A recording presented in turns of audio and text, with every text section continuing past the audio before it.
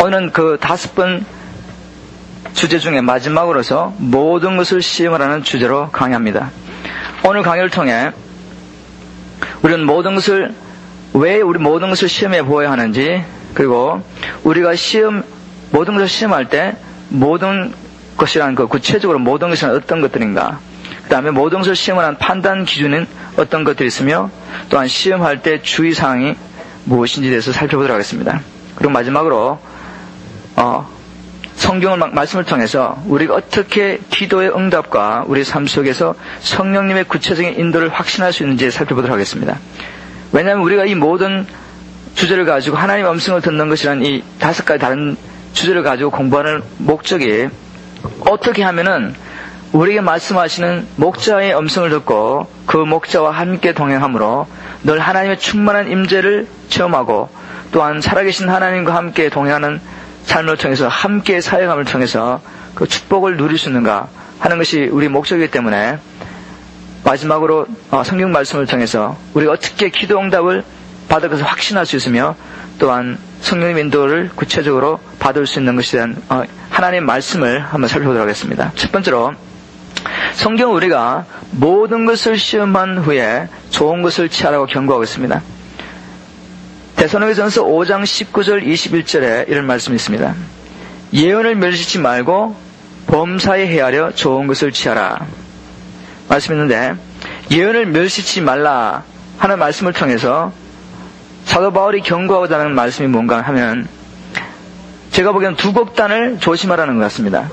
첫 번째 극단은 뭔가 하면은, 분별력 없이 어떤 신령한 것만을 사모하며 따라가는 무시한 사람들. 그래서 사단이 미혹한 데 불구하고 거기서 사람이 우리가 일반적으로 체험하지 못하는 어떤 자연적이지 않는 신비를 할 때 그것이 다 하나님의 성령의 역사라고 착각하고 따라가는 사람들이 자기들만 미혹에 빠질 뿐만 아니라 교회를 혼란하게 하고, 또한 그를 말미암아 교회가 여러 가지 진통을 겪고 있습니다. 그런 한 부류가 있고, 또한 그런 부류를 보면서 아예 성령의 모든 언사를 거부한다든지, 아니면 특별히 예언 자체를 부인하려고 하는 오류에 빠지는 부류가 있습니다. 그래서 사도 바울은 여기서 예언을 멸시치 말라고 말하고 있습니다. 이 말 속에 분명히 그 당시에도 하나님의 성령의 언사 중에 하나인 이 예언의 언사를 멸시하는 사람이 있었다는 것을 알 수 있습니다. 그래서 우리도 이 두 극단에 빠지지 않도록 주의해야 되겠습니다. 무분별하게 어떤 신령한 것만을 사모해서도 안 되고, 또한 그런 사람들을 보면서 아예 하나님의 은사 자체 하나를 부인하는 오류에 빠지지 않도록 주의해야 되겠습니다. 그래서 예언을 멸시지 말고, 두 번째, 모든 것을 시험한 후에 라는 말씀이 있습니다. 모든 것을 시험하라는 말씀은 모든 것을 부정적이며 비판적인 태도로 보라는 것은 결코 아닌 줄로 압니다. 이 말은 진리와 거짓을 분별하며 진짜와 가짜를 분별하기 위해서 모든 것을 시험해보고 정명한 후에 좋은 것만 취하라, 그런 말씀인 줄로 믿습니다.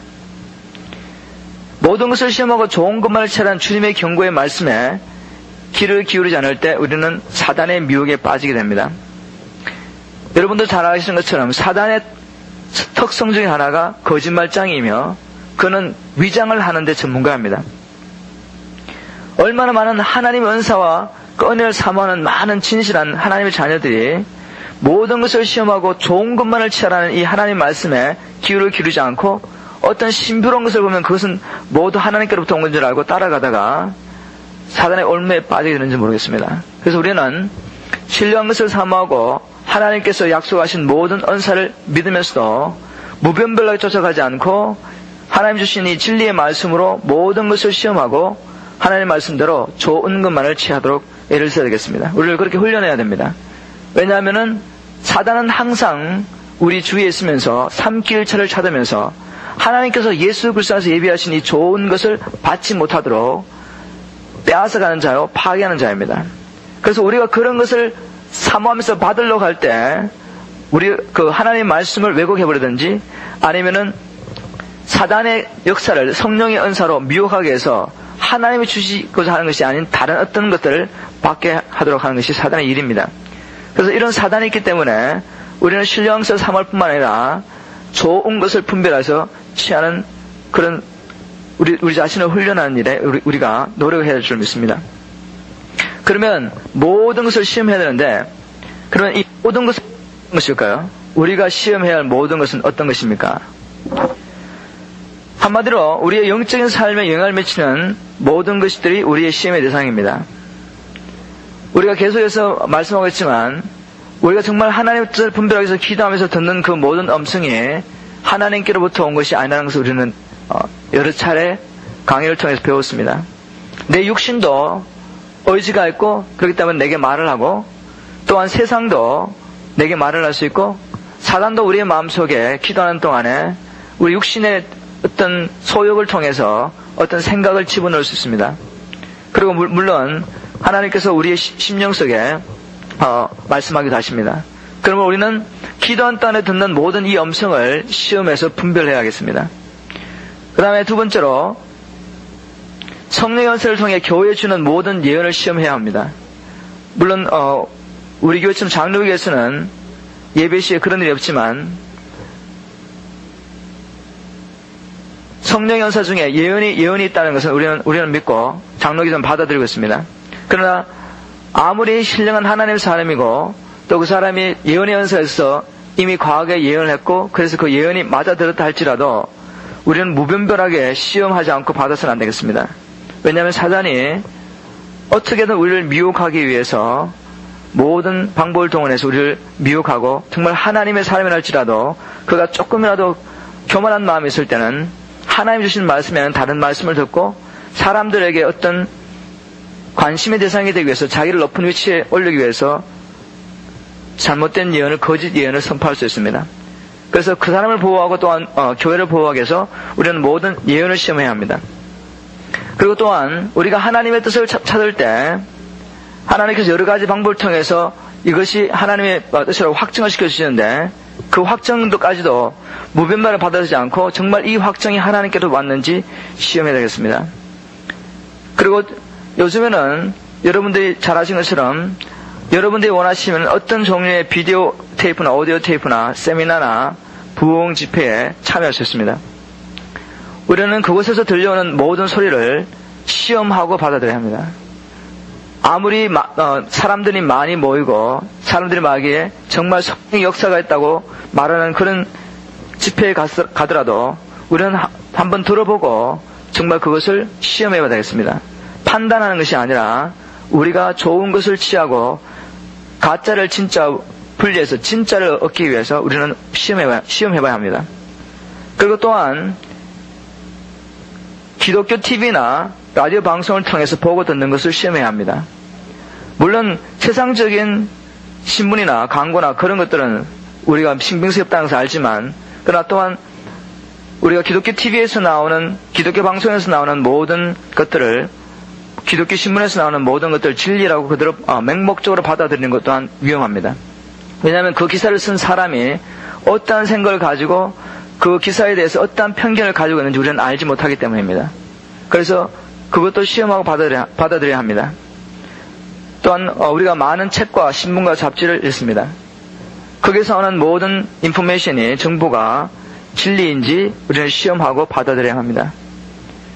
조금 전에 말씀한 것처럼 예배 시에 나타난 모든 성령의 은사를 시험해봐야 되는데 어떠한 신비로운 일이 일어난다 하더라도 그것이 정말 하나님께로부터 왔는가를 우리가 잘 분별하고 시험하고 미혹에서 빠지는 일에서 우리 자신을 보호해야 되겠습니다. 또한 여러분들이 도와주기를 원하는 모든 선교단체와 사역자들을 시험한 후에 그들이 정말 성령의 감동으로 그 사역을 시작했는가 분명히 확인한 후에 하나님께서 주신 여러분들의 시간과 물질을 투자해야 될 것입니다. 또한 마지막으로 우리가 시험해야 할 대상은 이것보다도 더 많았겠지만 마지막으로 한번 살펴본 것은 평소에 우리를 위해 기도한 사람들이 우리들에게 들려주는 하나님께서 우리를 위해서 기도할 때 이런 말씀을 주셨습니다 하는 말도 시험해봐야 됩니다. 아무리 그들이 우리를 사랑해서 기도했다 할지라도 그들이 좋은 동기에서 기도했다고 해서 그것이 꼭 하나님께로부터 온 것이 아닐 수도 있기 때문입니다. 그래서 우리는 판단하기 위해서가 아니라 우리가 사단의 미혹에서 우리를 보호하기 위해서 모든 것을 시험해봐야 됩니다. 모든 것을 시험해보면 시험해볼수록 우리는 사단의 미혹에서 그만큼 우리를 보호할 수 있는 겁니다. 아마 처음에는 이런 일이 익숙하지 않기 때문에 어떤 면에서 모든 것을 시험한다는 것이 번거롭고 성가신 일처럼 보일지 모릅니다. 하지만 사단이 있고 그가 우리를 미혹에 빠뜨려서 결국 우리를 자기의 밥으로 삼키려고 한다는 것을 생각할 때 우리는 이 시험하는 일에 실패해서는 안 되겠습니다. 그리고 또 한 가지 중요한 것은 우리가 이런 것을 습관화할 때 나중에는 우리가 운전하는 것처럼 이런 일이 자연스럽게 될 수 있습니다.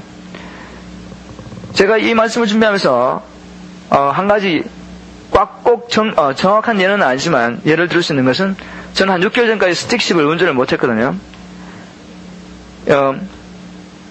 오토매틱 차를 운전하다가 스틱십을 운전하려니까 생각할 게 굉장히 많아요. 시동을 걸 때도 뭐 크러치를 밟고 시동을 걸어야지 시동이 걸리고 처음엔 그것도 모르고 그냥 막 걸었는데 시동이 안 걸리더라고요. 그리고 1단을 넣고 한 15마일 달리고 난 다음에 또 2단을 넣을 때 또 크러치를 밟고 뭐 엑셀레터를 밟으면서도 하고 뭐 이렇게 여러 가지 복잡한 게 굉장히 많아가지고 몇 번을 하다가 계속 차만 쓰고 막 그래서 그냥 배우지 않았습니다. 근데 어쩔 수 없이 배우게 됐는데 요즘 제가 타고 다니면서 가만히 생각해 보니까 전혀 생각하지 않고 제가 운전하는 것을 봤습니다. 옛날에는 달릴 때마다 15마일 달리면 일단 넣어야 된다 생각하고 있었고, 그 다음에 게시판을 보다가 25마일 달리면 다시 2단을 바꾸고 30마일 달리면 3단을 바꾸고 이런 것을 계속 생각하면서 또 밟을 때 기아를 바꿀 때 크러치를 밟고 엑셀러를 밟고 이렇게 막 생각을 하면서 운전을 했는데 지금은 그런 번거로운 일이 없이 그냥 자연스럽게 제 발과 모든 동작의 움직임을 보면서 역시 훈련을 하니까 그것이 나의 한 부분에 대해서 자연스러워지는구나 하는 것을 느꼈습니다. 그래서 우리가 성도들도 사실 이게 영적 싸움의 한 훈련인데 너무 은혜를 삼아온 사람들이 그냥 성령 역사가 일어난다는 것에 그냥 막 가가지고 시험하지 않고 무조건 받아들이기 때문에 잡다한 영에게 터치를 받는 것을 많이 봅니다. 그래서 많은 것을 찾아다니지만 결국 자기가 정말 그렇게 충족받고 싶어하는 그런 하나님의 임재하심과 자기 삶 속에 하나님과 동행하면서 하나님의 뜻을 이루어가는 그런 일을 하지 못하는 것을 봅니다.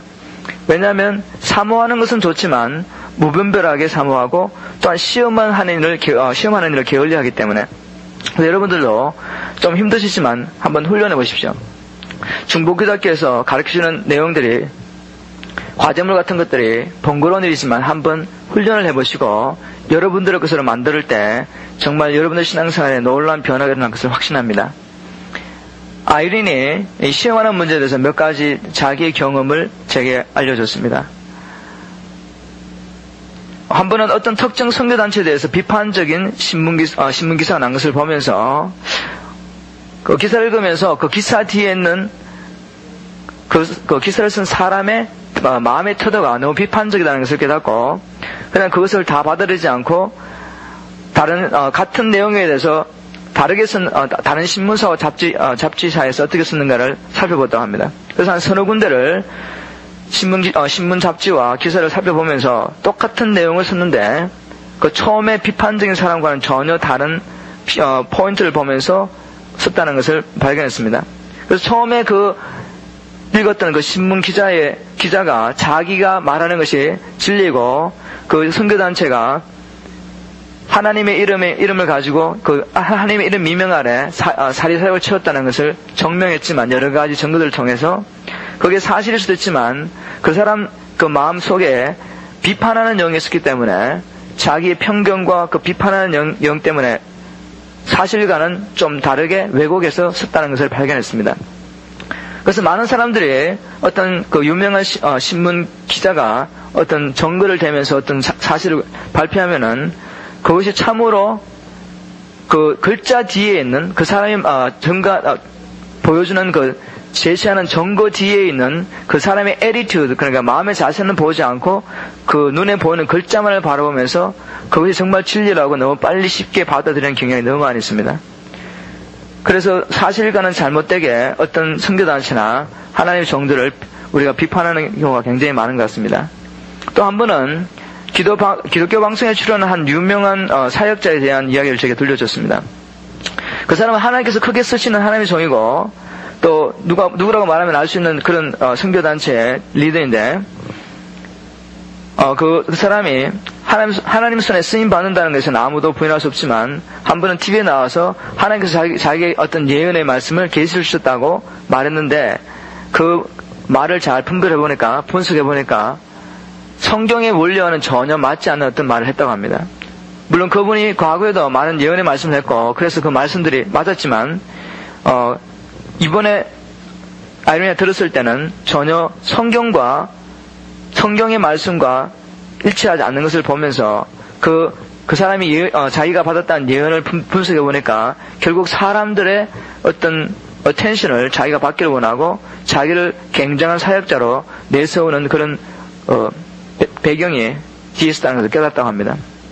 그래서 우리가 제가 왜 이런 말씀을 드리냐면은 우리는 정말 하나님께서 크게 쓰임받는 종이라고 하면 아무 분별해서 무조건 쫓아가가지고 그 사람들의 말은 무조건 진리인 것을 진리라고 믿을 수가 많이 있는데 비판한 마음으로 보라는 것이 아니라 그런 사역자들도 사람이기 때문에 완전하지 않습니다.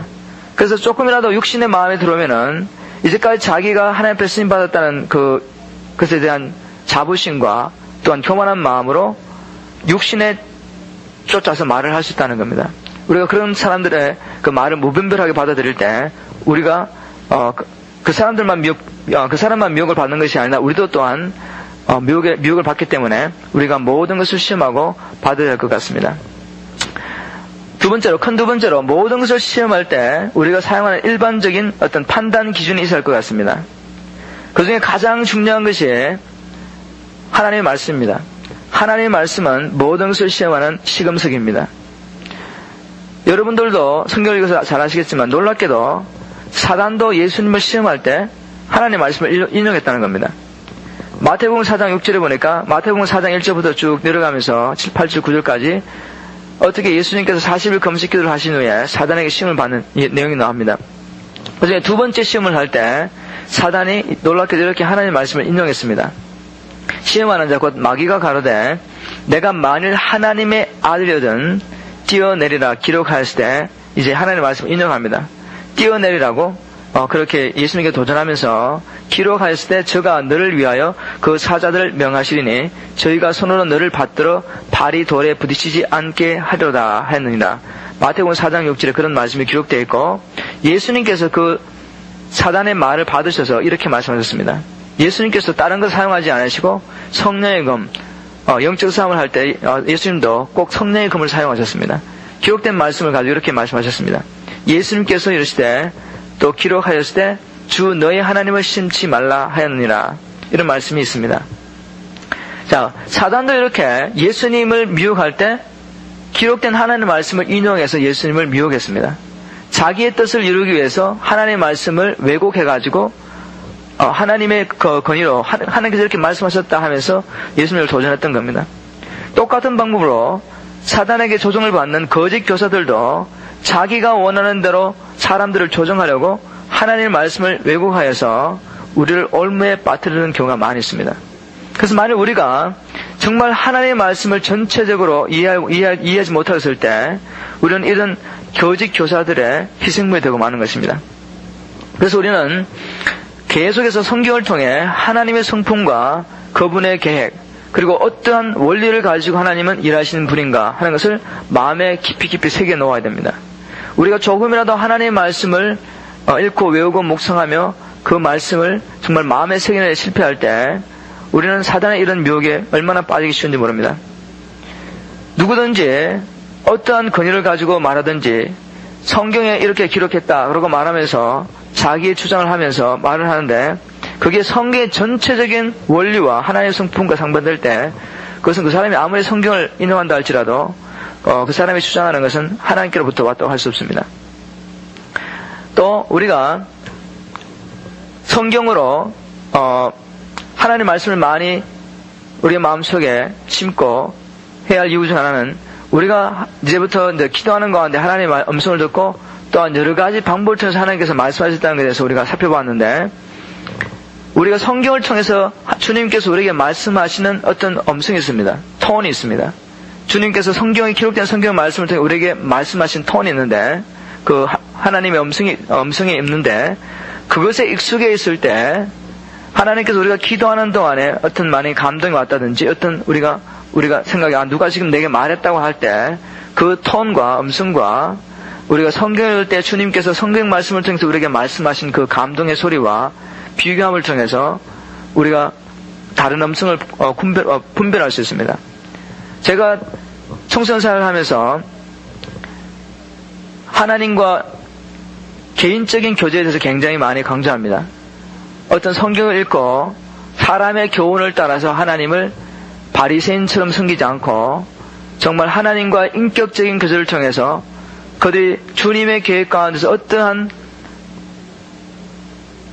하나님의 계획을 가지고 태어났으며 또한 하나님 몸된 교회에 그들의 위치가 무언가를 알기 위해서 또 우리가 구체적으로 주님을 섬기기 위해서 우리가 말씀을 읽으면서 하나님의 음성을 듣는 부분을 훈련을 시키면서 제가 다른 것 하지 않고 성경 말씀을 통해서 하나님의 음성을 듣도록 훈련시킵니다.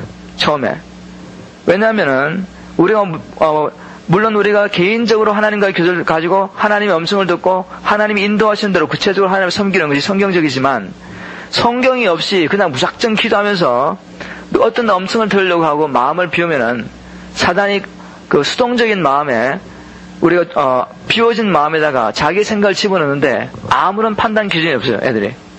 그러면은 막 이제 새로운 것을 듣고 자기가 제가 체험하지 못했던 어떤 음성을 들으면서 흥분하고 막 쫓아가지만 그게 하나님이 아닐 수가 있다고요. 그래서 제가 항상 강조하는 것은 다른 것을 통해서 하나님의 음성을 들으려고 하지 말고 우선 성경을 읽으면서 그 성경을 통해서 말씀하시는 목자의 음성에 익숙하라.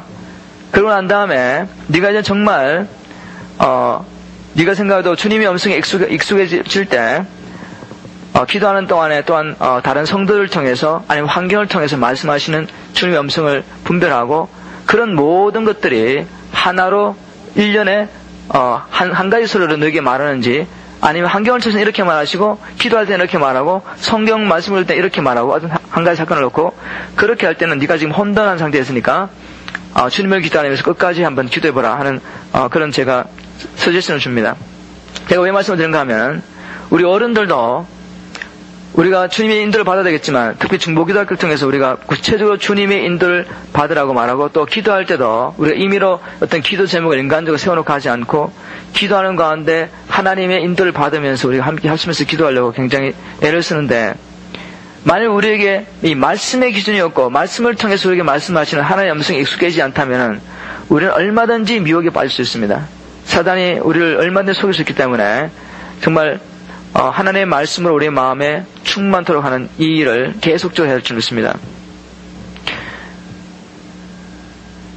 두 번째 판단 기준은 우리가 특별히 어떤 사역자나 선교단체가 정말 성령의 감동으로 그 일을 하고 있고 그 사람들이 우리에게 말하는 것이 정말 하나님께로부터 왔는가를 알기 위해서 그들의 사역을 통해서 누가 높임을 받고 있는지 살펴봐야 됩니다. 즉 누가 높임을 받고 있느냐 하는 것이 우리가 모든 것을 판단하는 판단 기준입니다. 어떤 사역자들은 그리고 선교단체는 이분은 실수 없이 praise God, 아니면 thank God 라고 말하면서 결국 청중들로 하여금 자신이나 자기 선교단체를 주목하도록 하는 경향이 있습니다. 우리는 이런 선교단체와 사역자를 경계해야 합니다. 어떤 부흥사들은 자신을 능력 있는 하나님의 종으로 선전하면서 자신의 부흥 집회에 오기만 하면 모든 문제를 해결받을 것처럼 선전하면서 사람들을 그렇게 설득합니다. 결국 사람들은 어떤 역사가 일어날 때 그 사람을 쫓아가게 되고 어떤 선교단체를 쫓아가게 됩니다. 그래서 우리는 이제 압니다. 시험을 해보니까 그 선교단체와 그 사역자의 사역을 통해서는 사람과 단체가 높임을 받고 있고 사람들이 그 사람과 단체를 따라가고 있습니다. 그래서 우리는 압니다. 이제 그런 선교단체를 피하라. 특정 사역자나 선교단체를 통해 성령 역사가 있는지 그렇지 않는지 아는 방법은 간단합니다. 그 사역자나 선교단체가 인도하는 집회에 참여하고 난 후에 어떤 생각이 우리의 마음을 사로잡고 있는지 살펴보면 됩니다. 집회에 참여하고 난 후에 주님께 더 가까이 나오고 싶은 생각으로 가득하게 되는지 아니면 나도 그런 사역자나 선교단체와 함께 일해 보았으면 하는 그런 생각이 있죠. 그래서 그 사람들이 역사를 할 때 나도 그 한 부분에 대해서 나도 한 부분에 대해서 같이 영광을 받고 싶은 그런 생각이 있는 건지 아니면 정말 주님께 가까이 나가게 되는지 한번 살펴보시고 그 다음 집회에 참여가 난 후에 그 집회를 인도했던 사역자나 선교단체를 다른 사람에게 자랑하게 되는지, 어떤 선교단체, 어떤 집회에 가봤더니 이런 저런 일이 있다면서 사람이나 그 선교단체를 선전하게 되는 건지, 아니면 그 집회에 참여하고 있는 동안에 주님께서 자기를 어떻게 치료하시고 어떻게 구원하시는가를 자랑하게 되는지 자기의 말을 한번 보십시오. 그럼 분명히 그 선교단체가 어떠한 영에 의해서 인도를 받고 있다는 것을 알 수 있습니다. 사도 베드로의 사역을 주목해보면은 우리가 한 가지 교훈을 배울 수 있습니다.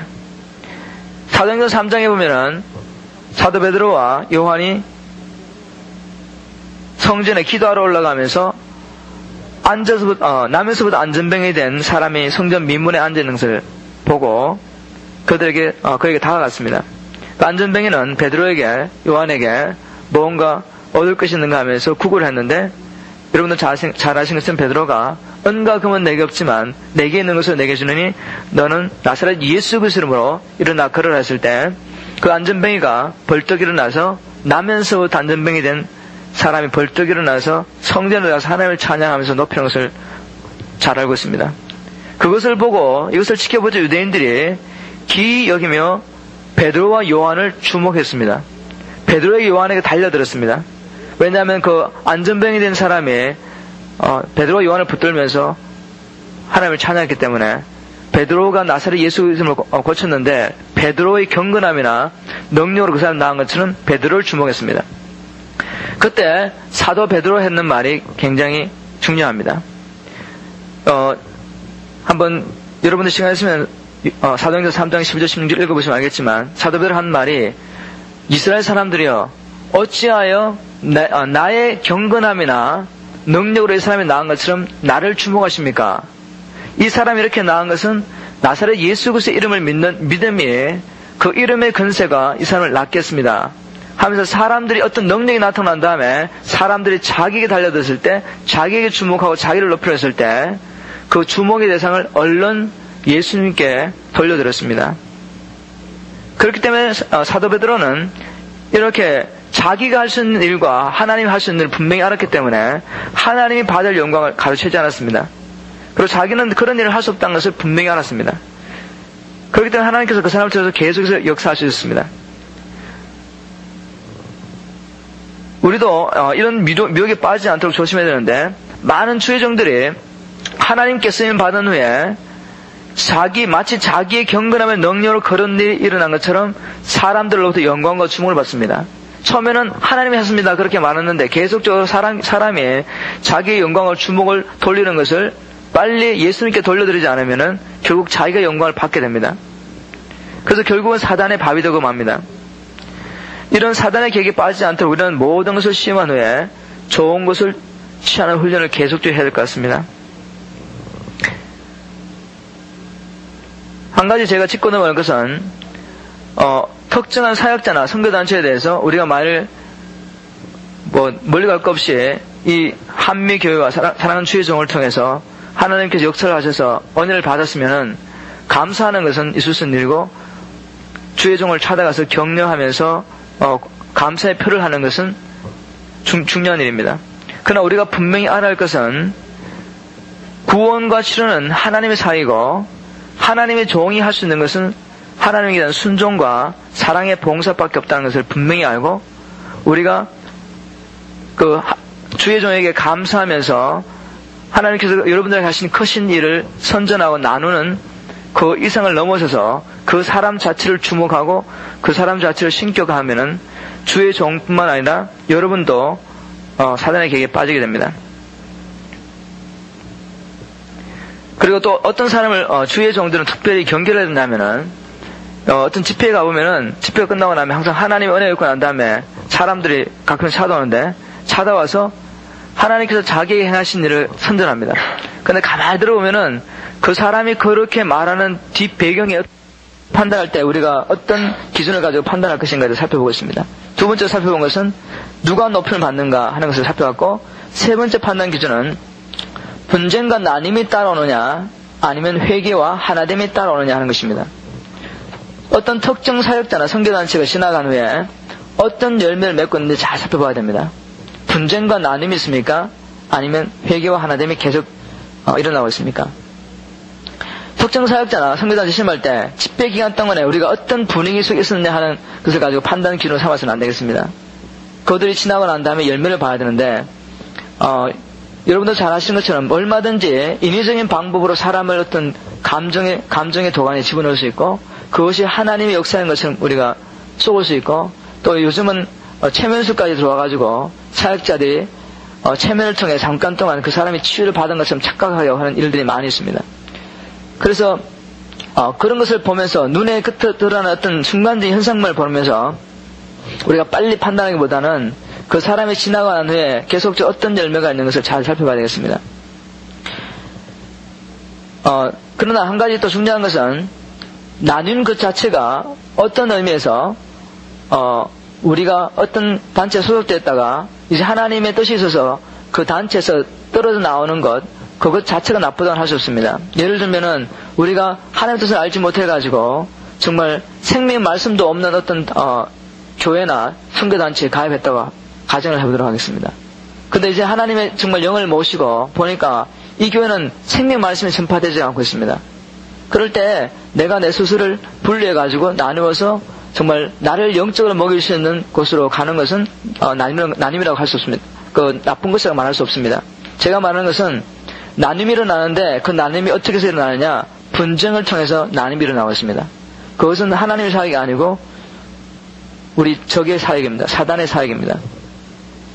네 번째 판단 기준은 단체나 사역자를 통해서 사람들이 자유함을 얻고 있느냐 아니면 구속을 받고 있느냐 하는 것을 잘 살펴봐야 됩니다. 어떤 사역자나 선교단체는 하나님의 말씀을 인용해서 사람들로 하여금 특정 사역자나 선교단체에게 헌신을 강요하는 경향이 있습니다. 시간이나 물질이나 재능을 주님께 온전히 바치한다는 것은 성경적인 것이고 우리가 그들의 말을 인정하지만 왠지 강요를 당하는 것 같습니다. 강요를 당하는 것 같고 그렇게 하지 않으면 하나님 앞에 어떤 재앙을 받을 것이라는 협박까지 받으면서 어쩔 수 없이 시간과 물질과 재능을 바치는 경향이 있습니다. 그것은 그 사역을 통해서 그 사람이 구속을 받고 있는 것입니다. 성령은 자유케 하는 영이지 구속하는 영이 아니고 하나님은 우리에게 자유의지를 주시고 우리가 자유의지를 가지고 전심으로 하나님께 헌신하기 원하지 어떤 순간적인 강요를 당해서 아니면 순간적인 어떤 체면 비슷하게 당해서 모든 것을 내어놓고 나중에 후회하게 하시는 그런 하나님이 아니십니다. 성경 말씀을 보니까 예수님께서도 이런 사람들에 대해서 경고를 하셨습니다. 마태복음 7장 15절에 거짓 선지자를 삼가라.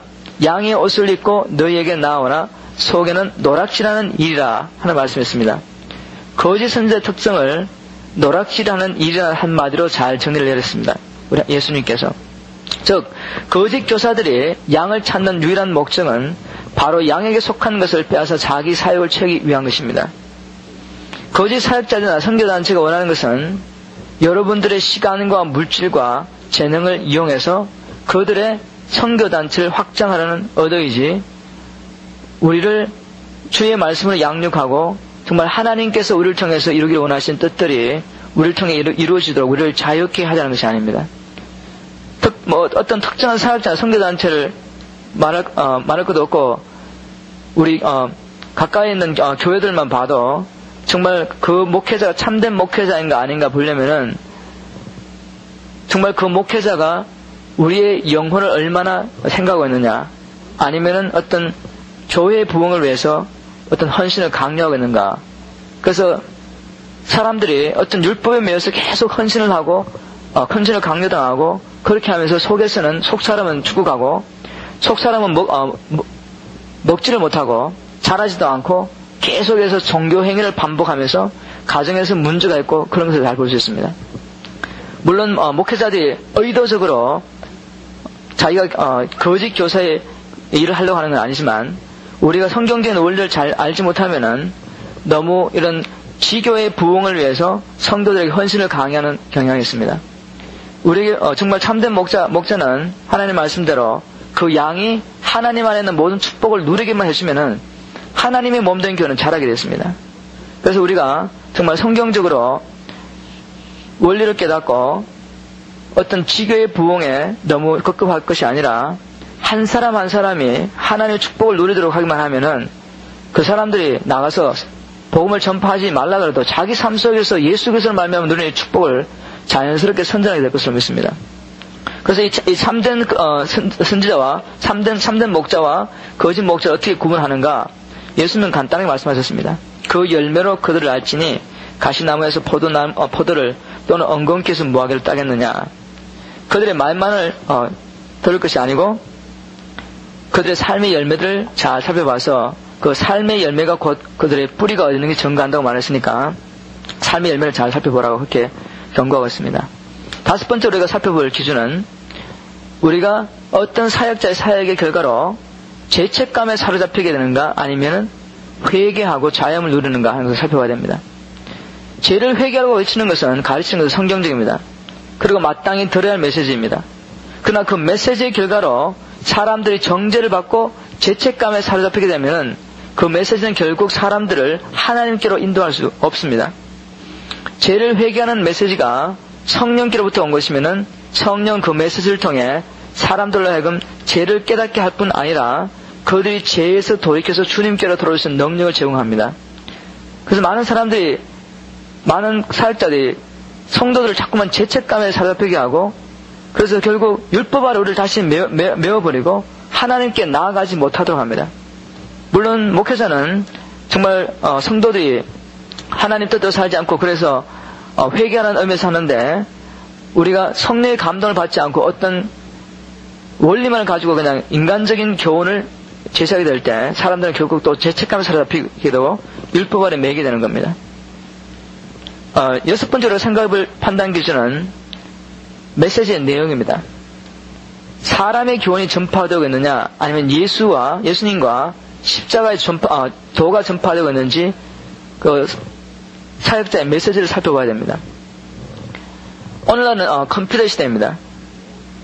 컴퓨터를 통해서 모든 정보를 수집할 수 있는 날이 아마 머지않아 올 겁니다. 컴퓨터에 앉아서 우리가 알기 원하는 지금도 그렇게 되고 있지만 더욱더 빠르게 확실하게 우리가 알기 원하는 모든 정보를 다 수집할 수 있습니다.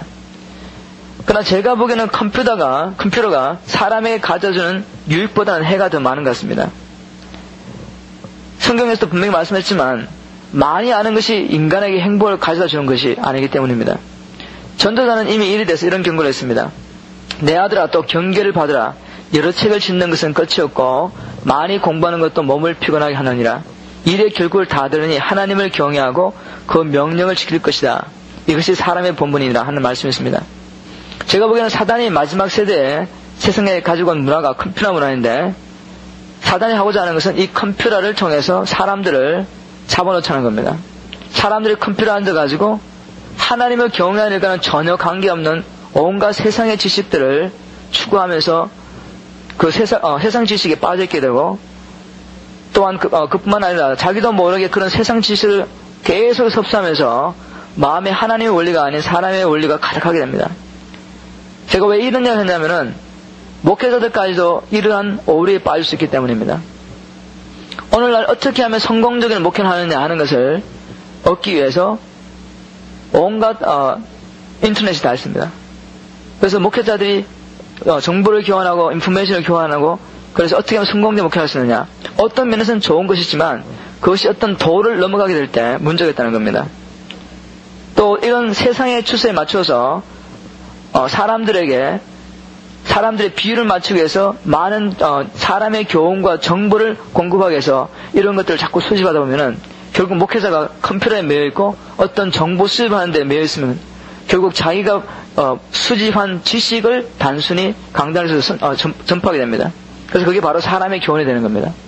하나님과 깊은 말씀과 기도를 통해서 깊은 교제를 하면서 오는 성령의 감동을 인한 살아있는 생명의 말씀이 아니라 사람의 교훈과 온갖 세상 지식이 다 교회 안에 들어오게 됩니다. 그래서 우리가 정말 간단하지만 순박하게 예수 그리스도와 십자가의 도가 그 교회나 선교단체를 통해서 전파되고 있는지 아무리 유명한 부흥사를 할지라도 그 사람의 말을 통해서 어떤 세상의 아름다운 지식들이 전파되고 있는지 잘 살펴봐야 되겠습니다. 세상의 지식은 그 당시에는 정말 좋은 것 같고 그 메시지를 통해서 정말 마음이 시원할 수도 있지만 결국 예수 그리스도의 십자가 도 외에는 우리를 어둠의 세력에서 자유케 할 아무런 이름이나 메시지가 없습니다. 그래서 우리는 어떠한 타협도 없이 오직 하나님의 말씀과 예수 그리스도만 끝까지 전파해야 될 줄 믿습니다. 마지막으로 생각해볼 판단 기준은 바로 우리 속사람입니다. 어떤 때는 딱 꼬집어 뭐라고 말할 수 없지만 무언가 잘못되는 생각들이 우리의 속사람을 통해서 전거되어 옵니다. 저는 정말 주님 안에서 어렸을 때 이런 경험을 많이 했습니다. 지식이 없기 때문에 어떤 사건을 보면서 정말 그것이 옳지 않다, 뭔가 잘못됐다는 것을 알았지만 지식이 없기 때문에 왜 그것이 잘못되는지 알지 못할 때가 많이 했습니다. 지금 이제 과거를 돌아보면은 제가 너무 구체적인 이야기를 할 수 없지만 교회 생활을 하면서도 여러 사람들과 함께 일하면서 여러 사역자들과 이렇게 함께 사역하면서 특별히 청소년 사역을 하면서 많은 사역자를 만났는데 처음에는 제가 왜 그 사람이 틀렸는지를 알지 못했습니다. 어떤 문제를 놓고 학생과 어떤 사역자가 문제가 생겼는데 학생의 교사와 사역자가 문제가 생겼는데 그 교사가 그 사역자의 말을 들어주지 않으니까 그 사역자가 그 교사를 잘라버렸습니다. 그리고 완전히 그 사역자가 그 학생 교사를 격리시켜버렸어요. 그래서 제가 보기에는 왜 그렇게 하는지 몰랐습니다. 그래서 제가 그 사역자에 가서 이 학생 교사가 그 사역자가 문제가 있으니까 우리 지금 주님 안에서 문제를 해결하고 화해하는 거 어떻겠습니까? 라는 제스처를 했을 때 이제 그 사역자는 신학교에서 어떻게 가르쳐주는 것을 자기가 지금 그때 배우고 신학교 다녔었는데 신학교에서 어떻게 배운 것을 제게 제시하면서 신학교에서는 지도자의 말에 순종하지 않는 교사를 이렇게 처리하고 가르치고 있습니다. 그래서 나는 모르니까 이 문제에 대해서는 터치하지 마십시오. 그런 말을 하시더라고요. 그래서 제가 그러냐고. 그렇지만 제 속에서는 그게 아니라는 생각을 했습니다. 근데 지금 이제 한 12년 지나고 난 다음에 제가 살펴보면은 그때 그것이 바로 성령의 감동이었고 저는 이제 알죠. 신학교에서 아무리 사람을 어떻게 다루는 것을 가르쳐주라 그게 성경적이 아닐 때는 우리가 분별하고 버려야 되는데 그 사역자가 그 신학교에서 배운 원리를 그대로 사역에 적용하면서 많은 어려움이 있었다는 것을 제가 봤습니다. 그래서 여러분들도 어떤 때는 정말 왜 그런지는 모르겠지만 우리 속사람을 통해서 하나님 말씀하십니다. 그런데 이 속사람이 어떤 것을 분별하는 판단 기준이 될 수 있습니다. 마음의 평강은 우리가 하고자 하는 일이 주님의 뜻과 일치하고 있다는 것을 알려주는 속사람의 증거입니다. 이제까지 간단하게 판단 기준, 우리가 모든 것을 판단하는 판단 기준에 대해서 간단히 살펴봤습니다. 이제 간단하게 시험할 때, 우리가 어떤 것을 시험할 때 주의해야 할 사항들을 살펴보도록 하겠습니다. 가장 중요한 것은 제가 계속해서 몇 번을 지금 강조했는데 비판적인 태도는 건물입니다. 우리는 남을 판단하려고 하는 것이 아니라 모든 것을 시험하고 분별하여서 하나님께부터 오는 좋은 것을 취하려고 지금 일을 하고 있습니다. 이런 어디를 확실하지 않고 우리의 지식으로 남을 판단하려고 한다면 오히려 우리가 사단의 미혹에 빠져 교만의 죄에 빠지게 됩니다. 여러분의 지식으로 남을 판단하지 말고 시험하여 분별하여 좋은 것을 취하도록 하십시오. 개인적인 경험을 통해서 변호사하시는 얼마 전에 제가 잘 아는 한 집사님이 제게 어떤 테이프를 갖다 주시면서 이 테이프를 한번 들어보시고 이 테이프를 좀 한번 시험해 주십시오. 그런 말씀을 했습니다. 왜 그렇습니까? 왜 그러십니까? 저는 이 테이프를 들으면서 굉장히 좋은 것 같은데 이 사역자와 이 선교단체가 이단이라는 말이 있어서 제가 좀 조심해서 들으려고 그럽니다. 그래서 저는 시간이 없었지만 그분이 계속해서 제게 권했기 때문에 한번 들어봤습니다. 그래서 처음에 첫 번째 테이프는 제가 굉장히 비판적인 태도로 그 테이프를 들었다는 것을 나중에 깨달았습니다. 들어보니까 다 맞는데 너무 한쪽으로 치우쳤다 하는 생각을 했습니다. 그리고 자꾸 비판적인 생각을 가지고 그 테이프를 들으려고 하니까 맞는 말이 99%인데 1%의 틀린 말을 찾고 있는 것을 발견했습니다. 그래서 이제는 그런 비판의 태도를 버리고 제가 열린 마음으로 그 테이프를 들으면서 이분이 가르치는 것이 내가 지금 가르치는 거와 너무 똑같다는 생각을 했고 그 다음에 하나님께서 지금 몇 개월 동안 계속 제게 말씀하시던 그 말씀에 대한 확증을 그 테이프를 통해 들었습니다. 그래서 제가 그 테이프를 들으면서 그 경험에서 깨달은 게 뭔가 하면은 우리가 비판의 영을 가지고 어떤 사람을 어떤 사역자나 선교단체를 판단하려고 하면은 우리의 지식을 가지고 얼마든지 99%를 맞는데 1% 틀린 것을 꼬집어 가지고 우리가 알고 있는 성경 지식을 내세우면서 그 사람을 이단으로 모을 수 있다는 겁니다. 도마 위에 올려놓을 수 있다는 겁니다. 그래서 그렇게 되면은 우리가 하나님의 종을 비판하게 되고 또한 그 하나님의 종을 통해서 많은 영혼들이 도움을 입을 수 있는데 우리가 그 길을 막게 되는 겁니다. 우리 입술을 통해서. 그래서 우리가 비판은 절대로 건물입니다. 우리가 어떤 것을 시험할 때 비판하는 일을 조심하시고 또 특별히 요즘 신문에 보면은 많이 나오죠. 어떤 선교단체에 대해서 비판하거나 아니면은 그게 이단인가 아닌가 하는 기사들이 많이 나오는데 우리가 그 사실은 분명히 보지만 그 사람이 비판하는 사람 아니면은 그 사설을 쓴 사람의 글자 뒤에 있는 영을 분별해야 됩니다. 그 사람이 어떠한 영을 가지고 지금 이 글을 쓰고 있는가를 잘 봐야 됩니다.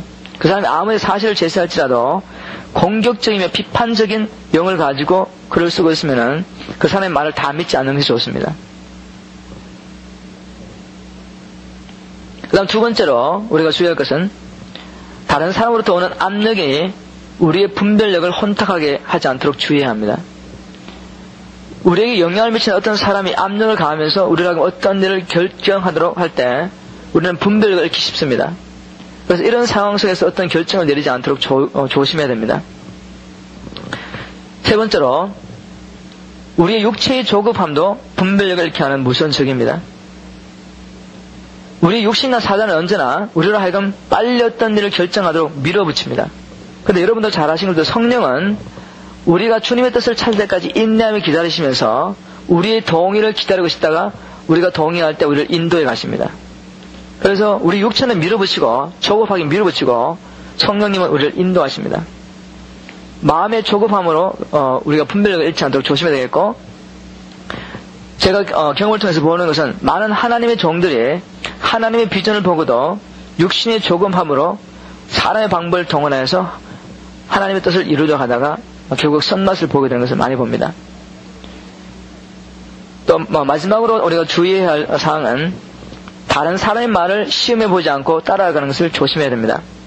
우리는 성경을 통해서 아브라함의 실수를 알고 있습니다.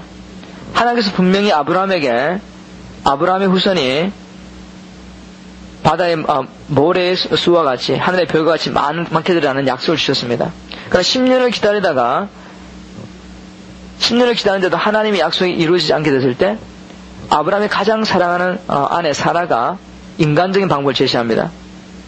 그럴 때 아브라함이 그 말을 시험해보지 않고 그냥 쫓아가다가 결국 육체로 심어서 사망의 열매를 거두고 지금도 그들의 후손들이 그 열매를 거두고 있는 것을 여러분 잘 알고 계십니다. 이런 것들이 우리가 시험할 때 주의해야 할 사항들입니다. 이제 마지막으로 우리가 어떻게 기도의 응답과 성령의 인도에 대해서 확신을 가질 수 있는 데 대해서 성경 말씀을 한번 찾아보도록 하겠습니다. 여러분들은 물론 우리가 기도 응답을 받을 수 있고 성령의 인도를 받을 수 있다는 것을 머리로 알고 있지만 마음의 확증이 굉장히 필요합니다. 그래야지 기도 응답이 없을 때 그것을 이상한 것으로 여길 수 있습니다. 여러분들 정말 여러분들이 성령의 감동 속에 기도하시는 것을 매일 기록하시고 그 기도의 응답을 받고 계시는지 잘 모르겠습니다. 꼭 그것을 그 과제물을 꼭 해주시면 감사하겠습니다. 그리고 정말 여러분들의 삶 속에서 성령의 인도를 받고 있는지 아니는지 한번 살펴보는 것이 굉장히 중요합니다. 여러분은 정말 성령의 인도를 받고 사시고 계시는지. 우리가 모든 것을 시험하고 확증하는 이유는 사람의 교훈을 따라 사는 종교인의 삶을 살지 않고 성령의 인도를 받는 신앙인의 삶을 살기 위해서입니다. 종교인과 신앙인 차이는 기도의 응답을 받느냐 성령의 인도를 받느냐 그렇지 않느냐 하는 것입니다. 종교인들은 기도 응답이 없습니다. 종교인들은 성령의 인도를 구체적으로 받지 못합니다. 왜냐하면 하나님과 개인적인 교제가 되지 않기 때문에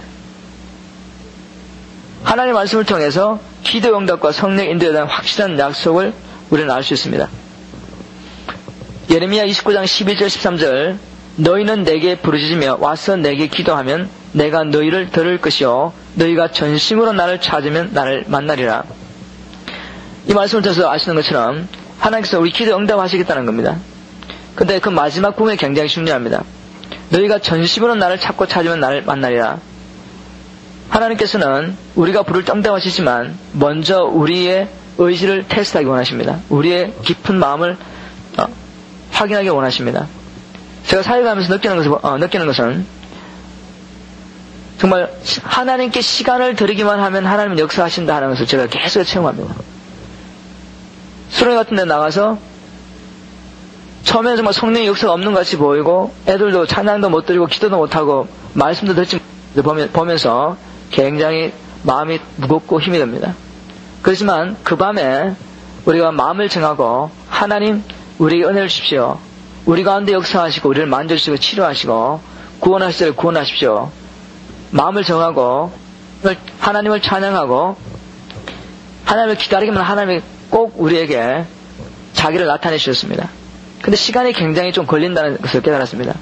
물론 우리가 정말 하나님과 깊은 교제 들어가면은 우리가 원할 때는 언제나 하나님의 임재하심에 속에 들어가서 하나님의 뜻을 분별하고 하나님의 성령의 감동을 받을 수 있겠지만 대부분의 사람들이 하나님의 음성을 듣고 하나님의 인도를 받는 일에 굉장히 둔하기 때문에 시간이 필요합니다. 끝까지 하나님을 기다리고 전심으로 하나님을 찾으니까 보통 우리 같은 경우는 한 2시간, 3시간 정도 찬양하면서 기도하면서 하나님을 기다리는데 한 3시간쯤 지나가면은 대부분의 애들이 성령의 타치를 받아요. 그러면서 기도로 들어가게 됩니다. 조그만 애들까지도 기도하기 시작해요. 왜냐하면 성령 역사이기 때문에. 누가 하라서 하는 게 아니고 분위기가 그런 게 아니고 성령 역사하니까 기도를 하는 것을 보면서 하나님을 정말 말씀대로 부르짖고 전심을 찾으면 역사하는구나. 근데 우리가 시간을 주지 않구나 하는 것을 제가 깨닫게 됩니다. 예레미야 3장 3절에는 이런 약속의 말씀했습니다. 너는 내게 부르짖으라. 내가 내게 응답하겠고 내가 알지 못하는 크고 비밀한 일을 내게 보이리라. 이사야 58장 9절 나를 부를 때는 나 여호와가 응답하겠고 내가 부르짖을 때는 말하기를 내가 여기 있다 하리라. 마태복음 7장 7절 구하라 그러면 너에게 주실 것이요 찾으라 그러면 찾을 것이요 문을 두드리라 그러면 너에게 열릴 것이니. 그 다음부터 나오는 말씀은 하나님께서 우리를 인도하시겠다는 약속의 말씀입니다. 시편 23편 2절 3절에 실만한 물가로 인도하시며 의의 길로 인도하신도다 하는 말씀이 있고 시편 48편 14절에 이 하나님은 영영이 우리 하나님이시니 우리를 죽을 때까지 인도하시리로다 하는 말씀이 있고 요한복음 16장 13절에 보면은 진리의 성령이 오시면 그가 너희를 모든 진리 가운데로 인도하시리라 하는 말씀이 있습니다. 마지막으로 로마서 8장 14절에 무릇 하나님의 영으로 인도를 받는 그들은 곧 하나님이라 하나님의 아들이라. 위에 인용하는 성경 구절들은 하나님과 개인적인 교제를 나누는 신앙인들은 분명히 기도응답과 성령의 인도를 받게 된다는 약속의 말씀드립니다. 제가 다시 한번 여러분들에게 도전하고 싶습니다. 여러분들은 정말 기도응답과 성령의 인도를 구체적으로 받고 계십니까? 만일 기도의 응답과 그 다음에 구체적인 성령의 인도를 받지 못하고 있다면 몇 가지 이유가 있습니다. 첫 번째는 많은 사람들이 아직도 미혹에 빠져 자기들은 예수님을 주님이라고 부르면서도 아직 한 번도 성령의 인도를 받아본 적이 없습니다. 그 사람은 먼저 해야 할 게 뭔가 하면 정말 내가 하나님과 개인적인 관계를 성립하고 있는지 아닌지 확인해 봐야 됩니다. 예수님을 주님이라고 부르면서도 한 번도 주인이신 예수님의 소원을 그들의 삶 속에서 이루어본 적이 없는 사람들이 많이 있습니다. 종교인들입니다. 바리새인들입니다. 이런 사람들은 사람의 교훈을 따라서 종교 행위를 할 수 있지만 기도의 응답이나 성령의 구체적인 인도를 받을 수 없습니다. 정말 우리가 정말 우리에게 주신 사명 중 하나는 전혀 복음을 믿지 않고 거부하는 자에게 복음을 전파하게 했지만 그보다도 정말 더 급한 사람들은 우리 주위에 있는 사람들, 종교인들, 찬양을 할 때 왜 찬양을 해야 하는 이유를 알지 못하고 기도를 해야 되는데 왜 기도해야 되는 이유를 알지 못하고 단지 어떤 종교적인 의무감에서 하는 사람들이 많이 있습니다. 그런 사람들을 분별할 수 있는 분명히 영을 우리에게 주셨는데 그런 사람들에서 우리가 예수를 거부하는 사람들에서 기도하는 것은 동일하게 기도해야 됩니다. 그들은 사실은 더 무서운 더 강한 미혹의 영에 사로잡혔기 때문입니다. 그 어떤 사람은 과거의 삶 속에서 분명히 성령의 인도를 받았는데 지금은 성령의 인도를 받지 못하는 사람이 있습니다. 이런 사람들은 어디에서 성령의 인도가 끊어졌는지 과거를 살펴봐야 됩니다. 성령님께서 분명한 인도를 하였는데 불순종하고 있다든지 아니면 육체나 다른 것의 인도를 성령의 인도를 잘못 분별하고 하나님의 뜻과는 전혀 상관없는 길을 가고 있는지 살펴봐야 됩니다. 제가 초대도 말씀드렸지만 대부분의 사람들은 왜 성령의 인도를 받지 못하냐면 성령님이 그들을 인도할 수 있는 기회를 주지 않습니다. 충분한 시간을 드리지 않습니다. 주님께서 그들에게 말씀하는 시간과 기회를 제공하지 않기 때문에 성령의 인도를 받지 못합니다. 성령의 인도를 받기 위해서는 항상 전심으로 주님의 인도를 찾고 또 찾는 마음의 자세가 필요하며, 이런 마음의 자세는 기도와 말씀을 통해 계속적으로 주님의 뜻을 찾으며 주님을 기다리는 삶으로 나타나야 됩니다. 근데 세상이 너무 바쁩니다.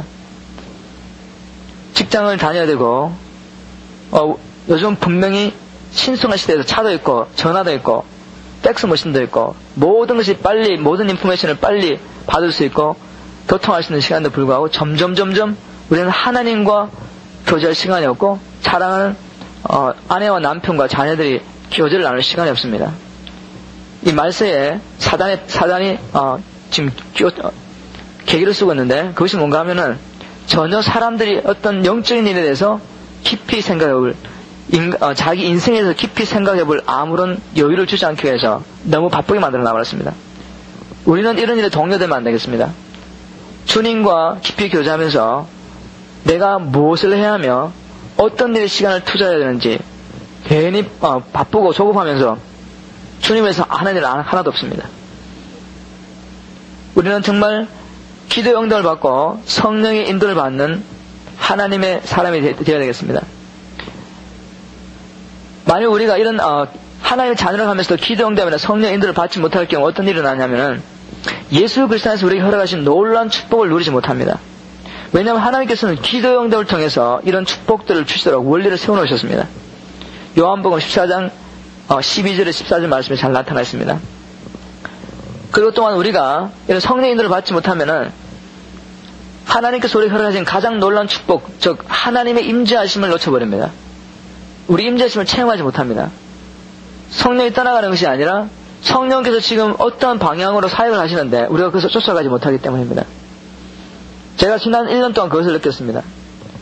청소년 사역을 시작한 지 한 3년 동안은 계속해서 성령의 역사가 있고 성령의 부으심이 있었는데, 지난 여름에 한 3개월 동안을 여러 집회를 돌아다니고 돌아와서 한 1년 동안을 성령의 인도를 깨닫지 못했습니다. 그리고 집회기 하는 동안에 하나님께서 강하게 역사하시는 것을 체험하지 못했습니다. 그래서 이번 여름에 기도하는 동안에 제가 깨닫게 된 것은 성령께서 이미 다른 곳으로 가셨는데 일하기 위해서 우리는 여전히 거기서 머물러 있으면 하나님 기도형을 부어주시고 우리가 찬양하고 주님을 높이는 동안에 치료해 주시고 그런 기도를 하고 있었습니다. 근데 주님은 벌써 잃어버린 자를 향해서 갔습니다. 내가 너희들에게 기름을 부으고 또 치유의 역사를 한 것은 너희들을 온전케 해서 내 복음을 전파하기 위함인데, 우리는 계속해서 기름을 부어주십시오. 또 하나님 우리를 치유해 주십시오. 은혜를 사모하면서 능력을 사모하는 건 좋지만 왜 능력을 부어주는지 알지 못했기 때문에 우리가 주님의 복음을 전파하는 일을 게을리했던 겁니다. 그래서 제가 성경을 통해서 확증하는 것은 왜 하나님께서 우리에게 은혜를 주시고 능력을 주시고 또 은사를 부어주시느냐, 예수 그리스도를 전가하는 겁니다. 그런데 이런 일을 구체적으로 하지 않을 때 우리는 하나님 임재하심에서 떨어져 나가는 겁니다.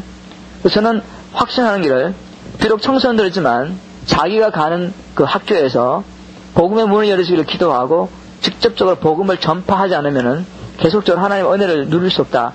하나님의 임재하심 가운데 우리가 있을 수 없다는 것을 깨달았습니다. 그래서 지금 저는 청소년들에게 너희들이 가는 곳에 복음을 전파하라. 뭐 크게 할 것 없이 네가 만나는 친구들에게 전도제라도 주면서 복음을 전파하라. 만약에 말로 설득할 필요 없으니까 우리는 자꾸만 전도를 하려고 하면 굉장히 부담감을 느끼는데, 사실은 전도는 우리가 하는 게 아니거든요. 우리가 하는 일은 그냥 선포하는 겁니다. 예수는 주고 예수는 이 세상의 모든 문제를 해결할 수 있는 유일한 길이고 방법이라는 것을 그냥 선포하면 됩니다. 그 다음에 전도를 하시는 분은 예수님. 그거에 대해서 이번 수련 동안에 훈련시키고 강조를 했습니다. 그러고 난 다음에 애들이 저기 와서 이제 정말 학교 가서 전도하겠다고 자기들이 그런 이야기를 하면서, 또한 우리가 지금 이번 이 강의 끝나고 난 다음에 우리가 합심해서 기도하겠지만 에이스와 유오베에 하나님 복음을 내려주십시오. 지금 사실 우리가 벌써 팀을 정해놓고 이제 쳐들어가려고 준비를 다 해놨습니다. 저는 너무너무 기쁩니다. 이 이야기만 하려면. 왜냐하면 제가 몇 년